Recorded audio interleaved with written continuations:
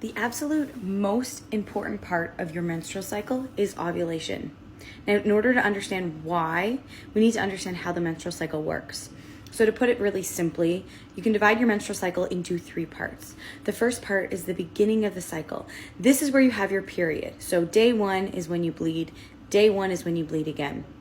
Your period starts, and that part of the cycle is called the follicular phase, dominated by estrogen. Here we're focused on building the lining of your uterus, getting it really thick and kind of ready to go. We're building it back up as we're shedding the old one. We're also focusing on developing those follicles, also known as eggs. So we're getting those ready to ovulate.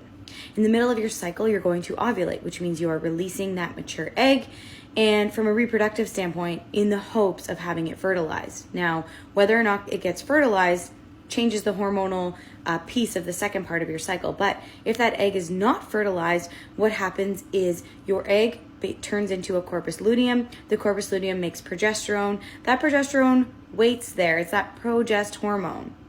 When that egg is not fertilized, you have a withdrawal bleed, meaning your hormones go down to their lowest levels again, causing you to bleed, and it starts all over. Without that ovulation, we are unable to make progesterone.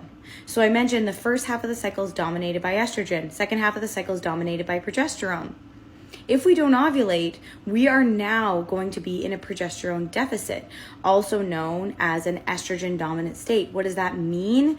Being in an estrogen dominant state can make you have heavy periods, painful periods, spotting between cycles, mood swings, PMS, acne, the list goes on. Being in an estrogen dominant state also increases your risk for estrogen dominant cancers and other things. If you want more information, follow along.